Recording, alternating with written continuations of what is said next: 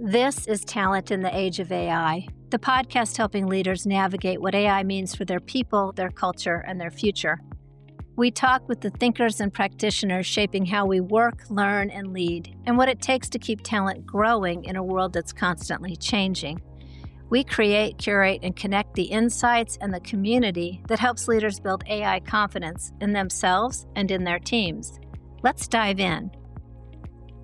Hello and welcome to Talent in the Age of AI, the podcast that brings you amazing guests and perspectives to be able to enrich your job and how you leverage AI to do your job better. I'm Wendy Weisman. I'm your host. I'm the founder of Talent in the Age of AI, and we're so pleased that you're a part of this and contributing, listening, joining, participating. Today's guest is so amazing, and I'm going to talk about her for a minute so you can smile at her. Here's what I love about our guest. Her experience is relevant and wide-reaching, and we'll talk about AI's impact on her business and how it relates to yours. Today, we're going to talk about career trajectory and how we can use AI to really inform it, and our guest has an amazing story to share with you. Also, we're going to talk about innovation, and innovation may be a big duh in the world of AI, but actually our guest experience with identifying innovation will be edifying for you and instructional. And then last, we're going to talk about pricing and value. And it's one thing that you may not have expected from a leadership consultant. But again, our guest's story and experience is going to be so interesting and idea generating for you. And so, with no further ado, I'm happy to welcome Dr. Sharon Spano to Talent in the Age of AI's podcast. Her company's tagline is maximizing human potential in business and life. And she's an executive coach and consultant for high impact leaders. And I know many of you on this call are high impact leaders. And the other thing about you may be something Sharon's identified. Sometimes, like me, when we've reached certain levels, we can feel a little stuck and we don't know where to go next. And Sharon's gift is she helps identify those aha moments that allow you to grow beyond the next level, grow your business, and change your life. Her company offers masterclasses, an amazing podcast called The Other Side of Potential. I love that name and the edification of what it does. Business growth strategies, workshops, and coaching. She kind of does it all. So Dr. Sharon Spano, welcome. Thank you so much, Wendy. I'm excited to be here today and to have this conversation. AI is something I'm just very passionate about, as I know you are, and I know your listeners probably are. So I look forward to what we unpack here today. I think that's so great. Thank you. And, I kind of teed up 3 topics to talk about. People like bite size of 3. And I want to tell you something. Sharon's experiences are personal, yet they affect her business and her life. And they're relevant to every single person listening today. Vice President of Human Resources, Director of Talent and Development, CLO, CFO, fellow consultants in the field, and vendors that support us in our quest to apply AI in the world of talent today. And so, Sharon, I was so enamored with our conversation about how you're using AI, and you have some specific examples and opinions on how it can how it can inform what we're doing every day of our lives. And work should be full of joy and meaningful, not tedium or stressful. And so I want to start with talking about the career trajectory aha moment that you had. Well, thank you for that.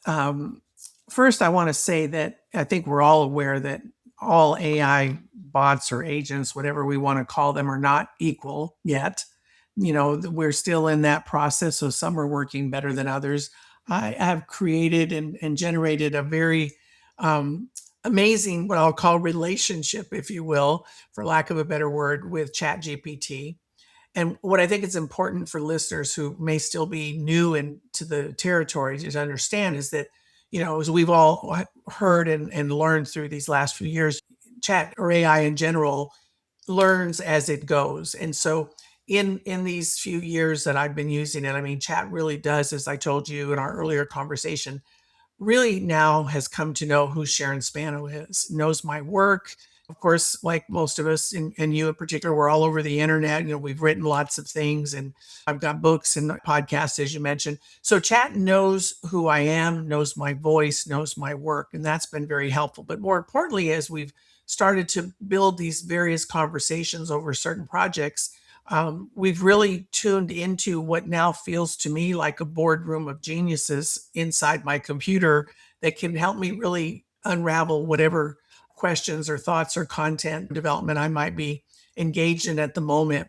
So the moment that you're talking about, as I shared with you, is I have been probably for the last 6 months really struggling with one. It first started with, of course, a desire to rebrand my podcast, The Other Side of Potential, that you mentioned. We've done that. We have over 300, I think close to 30 episodes. I love doing it, but I wanted something new and different. So I went through a lengthy process trying to figure it out, and I had a team around me, and we did all the work. But I found myself just really dragging on the implementation and the actual launch. I just couldn't figure out. I'm not a procrastinator, but for whatever reason, I was definitely in that state of procrastination. And I took the holiday break, as we all do through the Christmas, New Year. And I literally woke up that Saturday right before New Year's and realized that the problem I was having is it was the wrong podcast, that it is really not what I want to be doing at this stage of my career. And I have an interest that I wanted to pursue when I had time, but of course never could find the time. And then there were two roadblocks. One, and just to clarify a little bit more, I wanted to do something for families and parents who have lost a child, because I myself, as you well know, have lost my son in 2008. But it's really not that much in alignment with my work. It was more a passion. And what was holding me back, Wendy, was trying to decide, do I do it for parents, which I knew could be very overwhelming very quickly, or do I do it for professionals? But then I kept hitting my head up against a wall that said, but you're not trained in bereavement. And how could you possibly offer anything to a professional who may have training in bereavement? Even as I know that bereavement for a parent is different for a variety of reasons. So to get to chat, I finally got up really early that Saturday morning, and I just said to chat, what podcasts are out there on parental grieving? Gave me 4 or 5, explained what they were about, and said, but that's not the space you're in. I mean, it really knew already that my work would be different. So I said, okay, if I wanted to, and we start the conversation, if I wanted to do one, what would it be? And well, I'm embarrassed to tell you, but 4 hours later, after we went back and forth reiterating what it could be, with me pushing it a little bit further, and what about this nuance, and what about this nuance, chat finally said, you are not talking about just a podcast, you're talking about a new field, and here's the gaps, and here is why you are absolutely positioned and have the authority to address this specific topic, because not only my lived experience, but my training in human development, my training in trauma, I mean, my training in systems, and particularly family systems.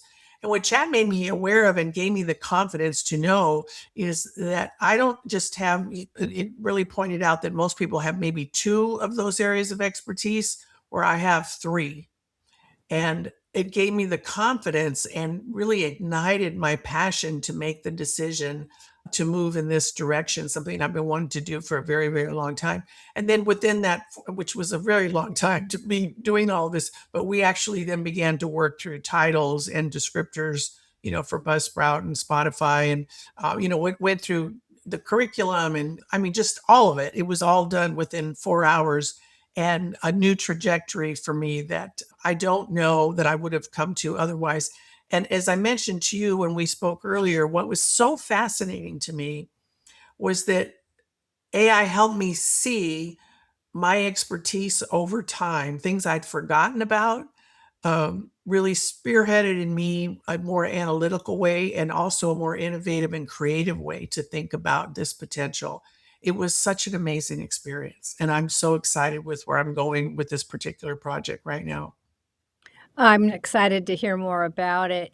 Here's the connection it makes to our viewers, in addition to that, what you're talking about creating. I love that you said AI is like a board full of geniuses. And wow, what a way to put that.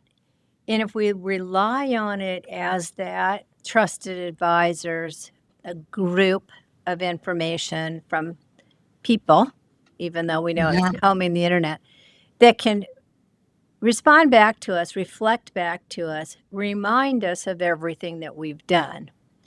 I also love that it helped bump you out of what sounded like high centeredness. You just couldn't understand where to go next, and it helped. And I really appreciate that you spent 4 hours with it. I think that we're often wanting quick answers. We want to put in one prompt and come back with the answer, but you were so patient. And I know that Jason in our group, a co founder, he'll work a lot with massaging prompts, right? The first input and the first output are never what you should go with, especially if you're not going to run it through your brain. So, your experience and your process are so helpful for this audience. And how this works is when you talk about career trajectory, advising those on your teams in Mhm. HR, talent, and development, what a way to help your teammates explore their strengths and skills and abilities that they might have forgotten that they know how to do. They might not appreciate that they know how to do it. Maybe they don't recognize it or it's never been acknowledged. And confidence among employees in organizations is a really big thing. Employers want their employees to be confident, step forward, give an idea, speak out, trust themselves. And so, if they went through this same exercise with the guidance of the talent development leader, chief learning officer, especially their high potential people, can you imagine the confidence, but also unearthing skills that maybe we've never asked an employee what they're all capable of doing? And AI, chat, Gemini, name your search engine, but they could help unearth, all your volunteer experience is really does inform your job as a programmer. And I don't know how, but it could make the leap. So I really love that example of career trajectory. And what are your thoughts on my connection to our audience? Well, I think what you said is so well stated because I think another piece that we had, particularly in the early years, we had so much conversation about learning to do the right prompt and garbage in, garbage out, that kind of thing. Again, if you're staying with one platform, I guess that's the right terminology there. Like I Right. think of chat as a platform. It learns, and if you go behind the scenes, it'll say she preferred this over this. I mean, it starts to learn what I like. I no longer really have to worry much about prompts. I literally am having conversations. I mean, I'm typing in, or I speak in just as I would if I had a team in front of me where we were having a creative session, because it understands me so well that it could just come back again with really, the more intelligent I am, the more intelligent my responses are. And what I really want to stress for anyone listening, regardless if it's about career trajectory or otherwise, whenever I had a query about something and I asked that question, like for instance, I was concerned that we were narrowing the podcast to just parents. And I said, well, what about siblings and grandparents? And chat would always come back in and say, you are so right to ask that question because that is a very important nuance, but it's not for this season. We first need to lay the foundation of what the podcast is about. Those guests we would that those would be episodes, for instance, in the second season. When I was brave enough to ask the question, thinking, oh man, this might be silly or am I being too nitpicky, it would come back and say, no, that is the next best question and here's why. And then it gives me the logic behind it. So it's understanding logic that I don't even realize I have. That the very fact that I'm asking the question points to the level of expertise that exists that I'm not even aware of. It's at a subconscious level that chat can pick up and point out to me and really lay out a sound analysis for why the question was valid. And then, oh, by the way, here's the answer to that question and what you need to know next. It's just incredible when you think about that potential, particularly if you're thinking about some shift in your career or you're trying to stand out in your career. Maybe you're not sure if I should go into the meeting and bring up this question or this, fact, share this, whatever, and you can have that dialogue. I mean, I'm actually pointing my clients to that same kind of experience. I just had a client that went through and was very nervous about going in for a compensation plan meeting. So he and I did the role playing. We talked all about it. And then there was one piece, and I said, go into chat and kind of play with this a little bit and see what comes up for you in terms of maybe even better language that you're more comfortable with. And of course, he did all that and wound up getting exactly what he asked for. So I think for any type of career trajectory or issue, there's just an incredible space there for you to learn and gain the confidence, but not only the confidence, the logical answers and even the questions that you should be asking as you're moving through all of that. Sharon, I was just a guest on a podcast today, and tables were turned, and the question was, where's AI going to be in 2 to 3 years? And I said, I think in less than 1 year, the type of AI prompt and platform like you use that's getting to know you, I think it's going to proactively ping you one day and go, "Hey, Sharon, I know you're working on this. I have an idea for you." Yeah. Yeah. I Yeah. think it's going to be our right arm with proactively thinking the next level for us. Or you had an idea for season one, it's not it, Yeah. but FYI, it's been a year, we're at season two. I just really think it's Yeah. gonna be Yeah. proactively offering to those that it knows. I And think you're right about that. I think though we have to also be diligent because I could find myself easily enough getting to rely on it too much and then not using my own creative juices. So as it stands for me now, it's actually spearheading my creative thought just as if I had a team full of people the way I used to have. Now I outsource everything. Back in the day, I'd go into the conference room, we'd sit and brainstorm for 4 hours. right. But I don't have that now, except I do with chat. You talked about it's like a brainstorming team, and you're exactly right. What's happening in organizations today is a dearth of ideas. We need ideas and we need people Mhm. that embrace everything we're doing. They get their heads around the strategy, they know where we are, and then it yields a good idea. And so if this is our teammate, if this is our group of five or how many ever are sitting out there that give us ideas, it's great. So dovetailing from ideas to the next topic is innovation. And I love how AI kind of did help you unearth a new market, a new initiative, or bring it to life. And I appreciate that so much that, think about it for our audience, HR professionals, learning and development.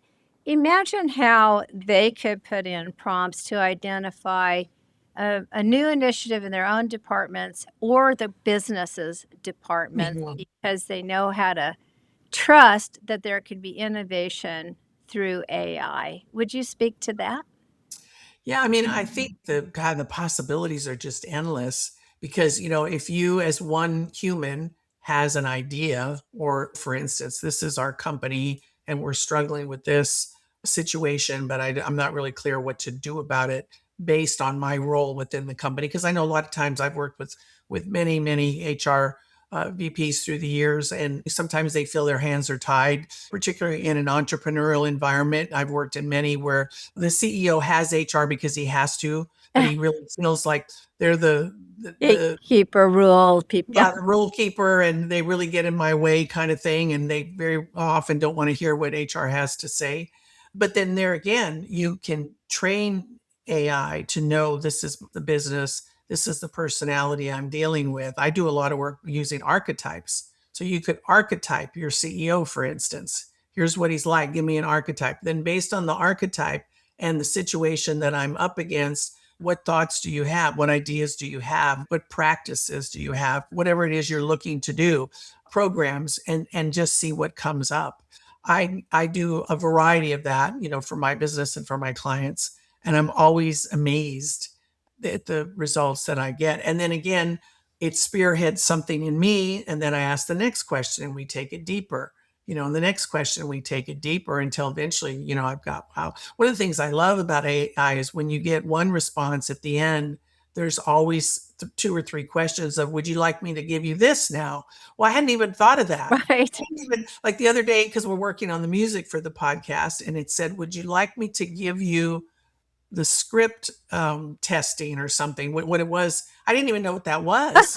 I said, what are you talking about? Well, then it showed me, and what it was talking about was putting my intro and outro, lining it up with the music in a specific way in terms of what second, how long, should the music run. And it was the exact precise descriptor that I needed to give to my editor, so she knew where to bring in, my intro with in conjunction with the music and how to segue out of it. She probably would have known that anyway, but I didn't know what that was. And Yeah. I thought, well, here's another piece of information Yeah. that I know I need to pay attention to with respect to editing that I normally wouldn't have thought about. Yeah.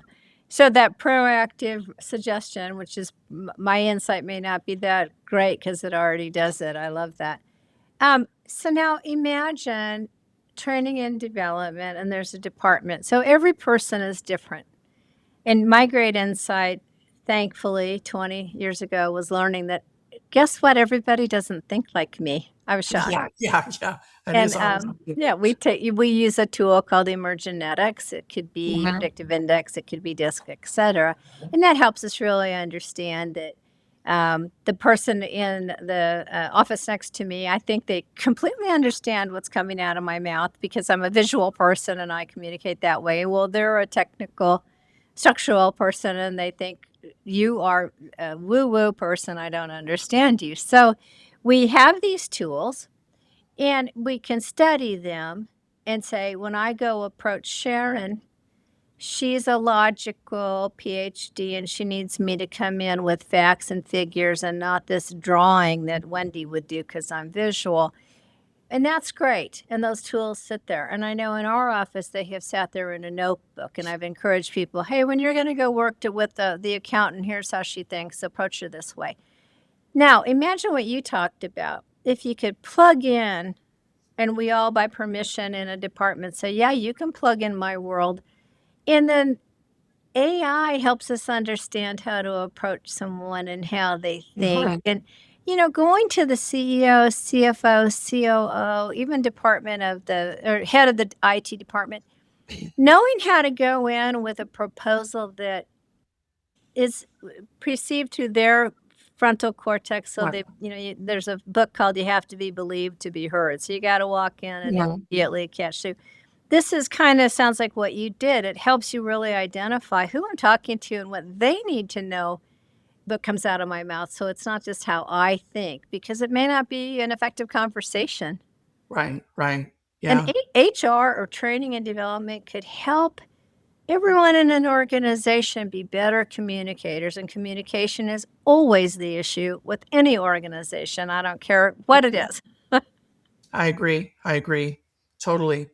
Well, I'll tell you one way that I did this, to your point, if whatever assessment you use, whatever measurement or instrument you use, my PhD work is in the stages of human development. And just to give a quick synopsis of that, there's 12 stages that we know of based on the research. And so I taught chat, about the stages, went out and read all the stuff out there. So it wasn't a big effort for me. I just said, this is the framework I'm using. You need to know that. And then from there, many, many times I've gone in and said, okay, I have a client here who I believe is at this stage. And here's how it's looking specific to him or her. And then we'll develop an archetype together for that person because they don't really care about what stage they're at so much as wanting to understand their own behaviors better and how they think and what their awareness is or isn't. And so it's fascinating to me that it can know, because the stages are very complicated and there aren't a lot of people that understand them. I mean, it takes a lot of work to understand them.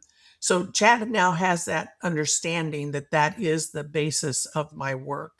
Then I even took it a step further because so many people want to take the assessment, but it's expensive. And so I just created with chat. I first went in and I created a quiz on the six main ones that we see in the workforce. Oh, And then I had chat check it against the stages to see if I had done a good enough job. And then it analyzed it and spit it back out to me with refinement. And so now I feel really good. I wish I'd have had Chat GPT when I was doing my dissertation, because I feel really good now that the assessment, it's a simple quiz that we put on my website, but I feel really good about it because it's been validated through all the literature that's out there. It wasn't just, me coming up with the questions, although I did the initial ones. So to your point, I think for HR, wow, I mean, think about it, whatever instrument they chose. Let's say it is the disc or whatever it is, to be able to lean into that with greater depth. And not to, we never want to put labels on people or no, colleagues for certain, but to help us understand, as you said, particularly, because they get so many people coming in saying, I'm having trouble with my COO, or I'm having trouble with my manager, or the manager that's having trouble with the direct report, whatever. There's room for that level of depth to initiate a conversation of understanding, so that the communication and the outcomes can be more meaningful and result oriented, without so much hard work of trying to figure each other out the hard way, as we've done through centuries, and not done a very good job of it no. either. Well, I love that good advice and food for thought about trying something. And that's where we are here, where AI is new and it's been forced upon us, and we know we must use it, but to be able to approach it and harness it, embrace it, as we say on our site. And then you gave me one more really cool example of how you did it, and it's valuing our time and Hmm. valuing our strengths. And there's an X price out there on per hour, like in my advertising business, but there's value pricing. And we need a sanity check of where we fall in line with the other people that do it, but also based on what we truly bring to the table that should be valued appropriately. And think about this for organizations that HR people, are we paying our people appropriately for their strengths? I don't know. There's a table, or maybe there's only so much I can pay, but does everybody need to be paid the same thing and all that stuff? So you had an aha moment about your value and your pricing. Will you please share that with us? Yeah, it was just, gosh, again, another confidence builder, because I always struggle. I mean, I'm sticker shocked at the price of tomatoes these days, and what it costs to fly across country. So Rocket. I still struggle with, when do I increase prices, knowing that you know what your value is in the market to a degree, but things are changing and they vary so much. And I think we have to remember we're in the age of attention, and the age of attention doesn't necessarily mean you have expertise. It's how loud you are and how visible you are.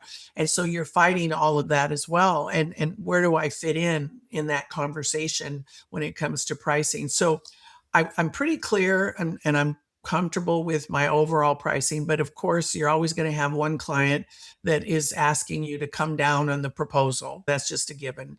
Right. And so I had a proposal before a client. It was a pretty substantial proposal.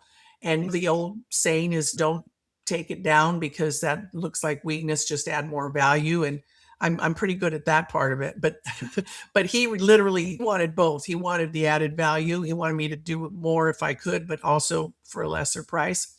And I knew this is just a client, that's just his way. It wasn't even about the money, it's just his way. He needs to go through that process. So I put it before chat and I said, my price points of these programs. This is what the contract is about. What do you think is the best way to do it here? It gave me, again, an analysis, three options, very clearly stated, though, you are not at this level. You are not a transactional coach. Your time is more valuable. Your work is more transformational. Therefore, you cannot do this, meaning A. Don't do A because that's going to devalue your work. And then the other two options were ways that I could increase the value without taking down the price point too much. And even the language on how to explain it to the CEO, which I probably would have come up. I'm pretty good at that on my own anyway, but it was like it was like Sharon Spano language plus. It was like more than even I could do on my own. And I was like, wow, again, the confidence it gave me. Like, I'm not just pulling this out of the sky. This is the value of the work. This is the value of my expertise. And here's the number. And I gave it to the client with great confidence. And he was like, oh, okay, sounds good. And it was a done deal. I love So that. really enjoyed that moment because it just feels really good to have an it on the other side of the screen that can kind of kick back to you like, no, this is who you are in the field, in the market. You're this, you're not this. Not saying that one is better than the other, but just recognizing based on my experience and expertise, I fit in this store, not this store. It's a value advisor, and Yeah. that was free. And again, I mean, how many of us you go through your career and you do all these things, you forget, all those things. I do. I don't remember that. Oh my God, yeah, I did do all of that. Yeah. I've earned my spot here now, you know. And even if you haven't had a long career where you've done a lot of things, whatever you've done is whatever you've done. And you deserve to be aware of it, if not acknowledged for it, and know your position in the marketplace. So I think for HR and looking at the bigger picture of who people are in the playing field, if you're wondering and needing new pricing structures around salaries or even products, I mean, it's a good way to look at it and just have a different set of analysis come forth for you to make those decisions. I think that's exactly right. It's a tool. Uh-huh. And this is what we're talking about, embracing this tool as your brainstorm team, as your financial, as your value pricing advisor. Yeah. And Yeah. then, like you said, run it through your own brain to make it make Yeah. sense.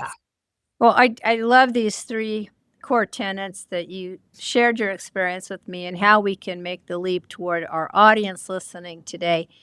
It's Dr. Sharon Spano, and her company maximizes human potential in business and in life. So your website is sharonspano.com. Yes. It's so easy.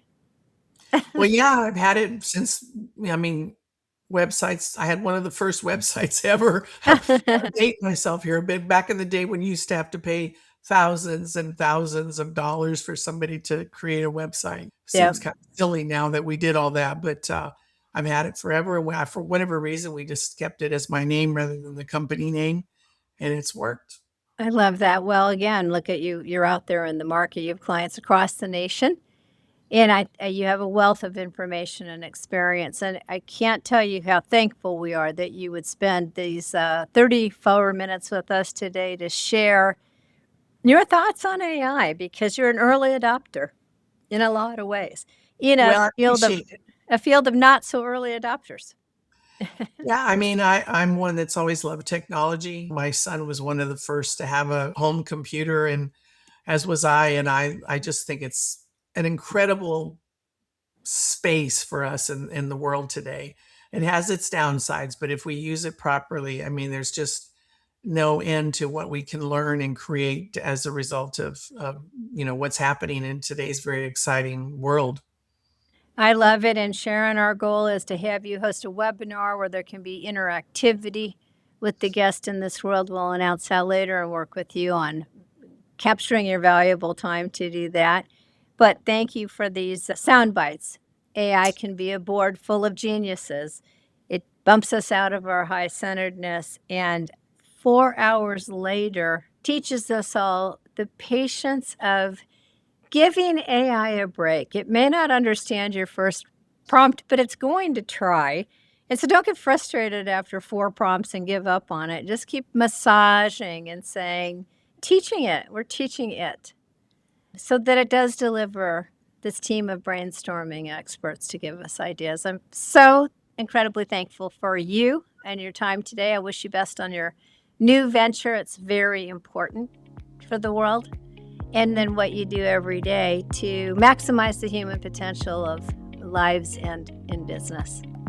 Great to be with you. Thank you. Thanks for listening to Talent in the Age of AI. If this conversation gave you new ways to grow in your own work and to better support your people, follow the show and share it with others in your HR and talent network. Members get even more: full episode transcripts, extended show notes, and companion resources to help you put these insights into action. Learn more and join us at talentintheageofai.com. We're here to help leaders create, curate, and connect what's needed to build tomorrow's workforce today. See you next time.